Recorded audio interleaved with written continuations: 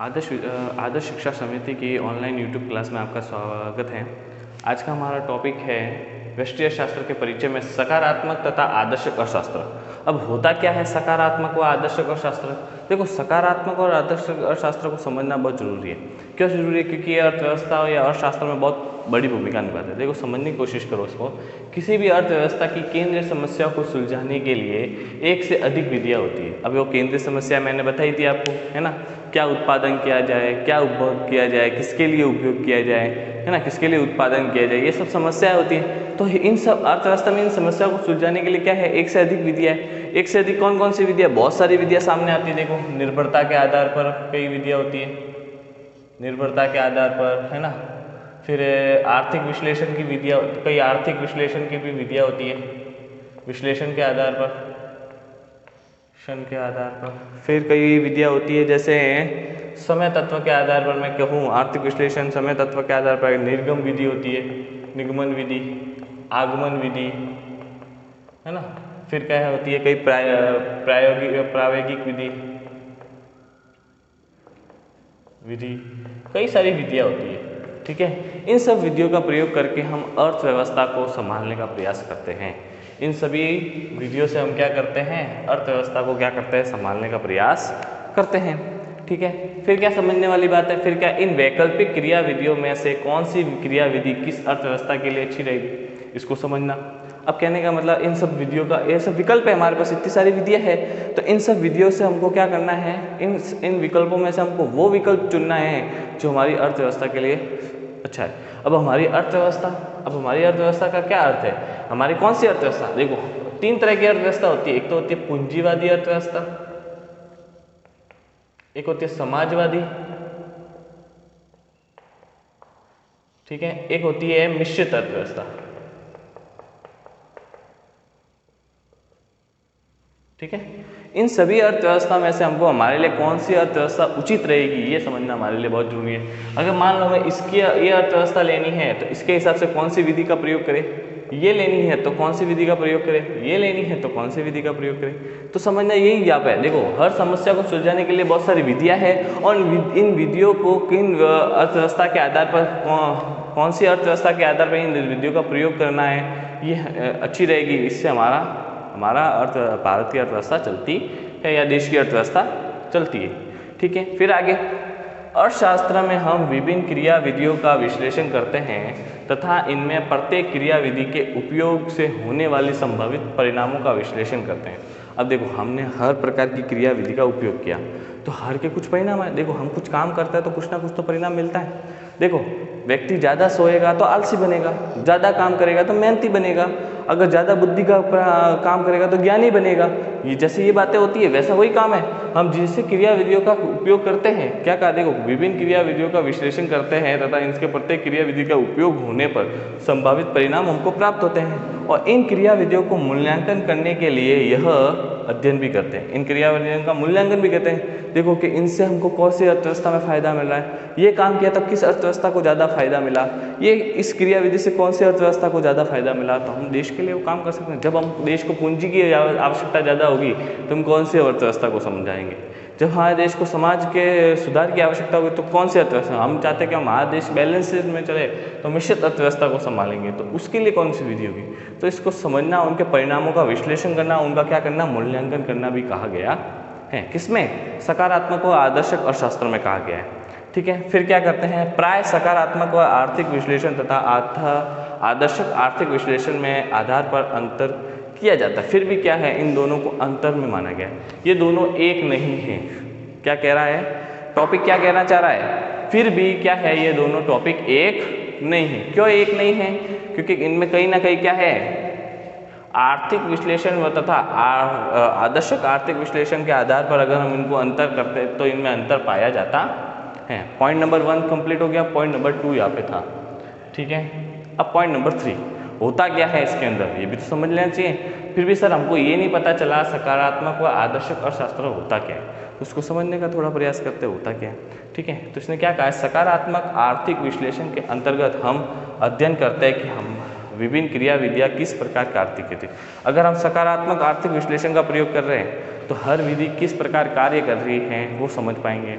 ठीक है। दूसरी बात, जबकि आदर्शक आर्थिक विश्लेषण में हम यह समझने का प्रयास करते हैं कि ये विधियाँ हमारे अनुकूल है या नहीं, जबकि आदर्शक अगर आदर्शक आर्थिक विश्लेषण विधि का प्रयोग करते हैं तो उसमें क्या विधि हमारे लिए कितनी उपयोगी है। दोनों बात समझ लो, अगर सकारात्मक का प्रयोग करते हैं तो क्रिया विधि का क्या फल मिलने वाला, परिणाम क्या होगा, क्या है वो समझाएगा, जबकि आदर्शक का प्रयोग करेंगे तो वो हमारे लिए कितने अनुकूल है, कितनी उपयोगी है, वो उपयोगिता को दर्शाता है। देखो इसका मैं कह सकता हूँ, ये किसको दर्शाता है, उपयोगिता को, ठीक है, जबकि ये क्या करता है, एक कार्य को दर्शाता है। इसका क्या, ये विधियों का से हमको कौन सा कार्य प्राप्त होगा, ये विधियाँ हमारे लिए कितनी उपयोगी है, ये दोनों अलग अलग कार्य करता है। ठीक है, फिर क्या है, फिर इसने क्या कहा है, ये विधियाँ हमारे अनुकूल है या नहीं ये बताता है। फिर तथापि सकारात्मक तथा आदर्शक आर्थिक विश्लेषण के मध्य यह अंतर पूर्णतः स्पष्ट नहीं। फिर भी ये कह सकते हैं कि यह अंतर पूर्णतः स्पष्ट है या नहीं, इसलिए इसको साथ में रखा गया है। अंतर पाया जाता है पर पूर्णतः स्पष्ट अंतर नहीं होने के कारण इसको इन दोनों को साथ में बताते हैं। क्लियर हो गया आपकी बात में? ठीक है, एक बार नोट कर लो, देख लो।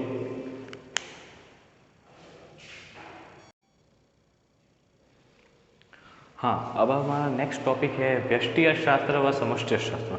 देखो हमने ये टॉपिक पहले पढ़ चुके हैं, फिर भी मैं इसलिए इसको समझा रहा हूँ कि पहले मैं स्पष्ट रूप से नहीं समझा पाया, अब ये लिखकर आप समझ भी सकते हो कि इसके अंदर क्या क्या पॉइंट्स आते हैं, वो समझ लो अच्छे से। ठीक है, बहुत इंपॉर्टेंट है व्यष्टि और समष्टि को समझना। ठीक है, पहले समझते हैं व्यष्टि अर्थशास्त्र। व्यष्टि अर्थशास्त्र में उन समस्त सिद्धांतों एवं नियमों का अध्ययन किया जाता है जो सीमांत विश्लेषण तथा व्यक्तिगत इकाइयों पर निर्भर करते हैं। यहाँ पर मुख्य पॉइंट क्या है, व्यक्तिगत इकाई या के सीमांत विश्लेषण, ये दोनों शब्द याद रखना। तो व्यष्टि अर्थशास्त्र किसे कहा जाएगा, जो सीमांत विश्लेषण तथा व्यक्तिगत इकाइयों का अध्ययन करता है उसे क्या कहा जाएगा, व्यष्टि अर्थशास्त्र कहा जाएगा। अब व्यष्टि अर्थशास्त्र में क्या आता है, उपभोग का सिद्धांत है ना, क्या उपभोग करता है, एक व्यक्ति कितना उपभोग करता है, दो व्यक्ति कितना उपभोग करता है, या एक पर्टिकुलर फर्म कितना उपभोग करती है ना। तो जो एक व्यक्तिगत इकाइयों का अध्ययन किया जाएगा वो व्यष्टि अर्थशास्त्र में किया जाए। उत्पादन का सिद्धांत, क्या उत्पादन किया गया, गेहूं का उत्पादन कितना हुआ है, तो गेहूं पर्टिकुलर एक मात्र गेहूं का बारे में अध्ययन करें। चावल का उत्पादन कर रहे हैं तो चावल के बारे में करेंगे, पर हम पूरी फसल के बारे में अध्ययन करेंगे तो वो समष्टि में आ जाएगा।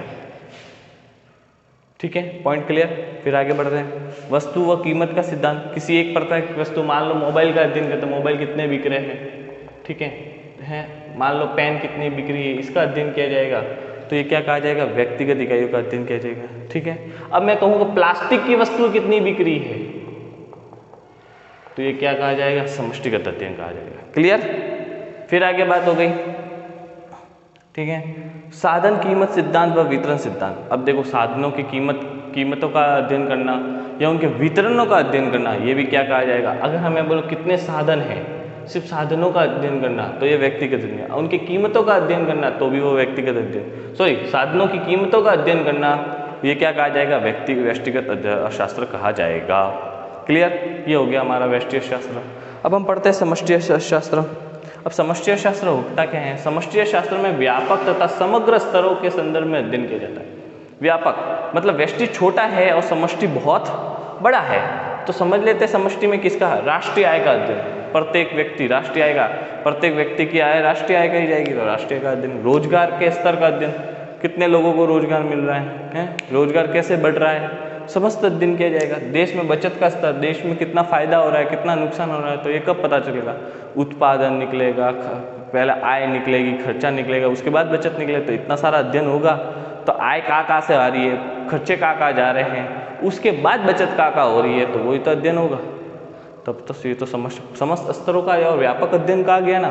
फिर आगे देश में विनिमय का अध्ययन, कितने में इन्वेस्टमेंट है, आदान प्रदान कहाँ हो रहा है, ये अध्ययन करना। सामान्य कीमत का अध्ययन है ना, कोई भी वस्तु की कीमत कितनी होनी चाहिए, समस्त वस्तुओं की कीमत कितनी होनी चाहिए, तो समष्टि शास्त्र के अंतर्गत होता है। आर्थिक वृद्धि व विकास के उतार चढ़ाव है ना, आर्थिक रूप से देश में कितना बड़ा वृद्धि हुई, कितनी कमी आई ना, आज पेट्रोल का भाव बढ़ रहा है, तो कुल मिलाकर देश में मंदी की स्थिति आ रही है, महंगाई बढ़ रही है, तो वो सब के बारे में भी अध्ययन होता है, तो ये समष्टिगत अध्ययन कहा गया।